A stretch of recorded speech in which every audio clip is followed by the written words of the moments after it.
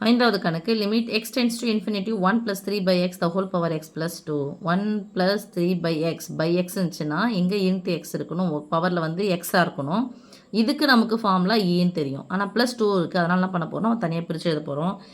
அடிமானம் வந்து ஒன்றா இருந்து மேலே ப்ளஸ் வந்துச்சு என்ன பண்ணணும், தனித்தனியாக எழுதணும். நடுவில் என்ன பண்ணணும், ப்ளஸுக்கு பதிலாக பெருக்கல் போடணும். ஏன்னா பெருக்கல் என்பது தொடர் கூட்டலின் சுருக்கம். So limit x tends to infinity 1 plus 3 by x the whole power x.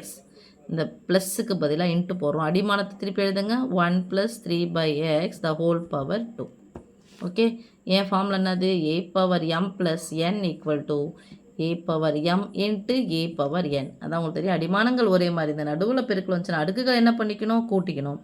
அடிமானம் ஒன்று இருந்தால் அடுக்குகளை கூட்டியிருந்தால் என்ன பண்ணணும், அடிமானம் போட்டுட்டு நடுவில் பெருக்கல் போட்டு அடுக்குகளை தனித்தனியாக எழுதிக்கணும். இது தெரியணும் உங்களுக்கு. இது தெரிஞ்சிச்சு அப்படின்னு சொன்னால் இது தெரியும் போது இது தெரிஞ்சிச்சுன்னா இதை எப்படி பிரித்து எழுதணுன்றது நமக்கு தெரியணும்.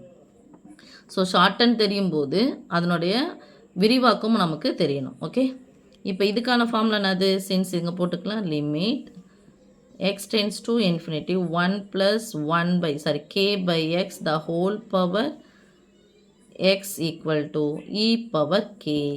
ஓகே, அப்போ இங்கே போட்டுட்டேன் அப்படின்னு சொன்னால் இங்கே 1 plus 3 by x, கேவுக்கு பதிலாக என்ன இருக்குது, 3 இருக்கா, எக்ஸ் அப்படியே தான் இருக்குது. அப்போனா வரும் இ பவர் 3 இன்ட்டு பை எக்ஸ்னு வந்திருக்கு. அடுக்கு 1 2 3 அது மாதிரி வந்துருச்சு, எக்ஸ் டேர்ம் இல்லாமல் வந்துருச்சுன்னா 1 by எக்ஸ் நமக்கு தெரியும்.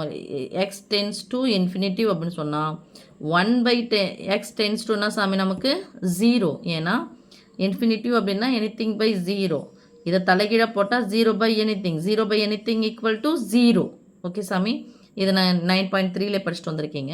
ஸோ இதனுடைய வேல்யூ பாருங்கள், 1 ப்ளஸ் இதனுடைய வேல்யூனா அது ஃபுல்லாக 0 ஆகிடும். அப்போ 1 கூட எதை 0 கூட்டினாலும் 0 கூட எதை கூட்டினாலும் அதே நம்பர் தான் கிடைக்கும். அப்போ 1 ஸ்கொயர் என்ன தான் கிடைக்கும் நமக்கு, 1. That is equal to e power 3.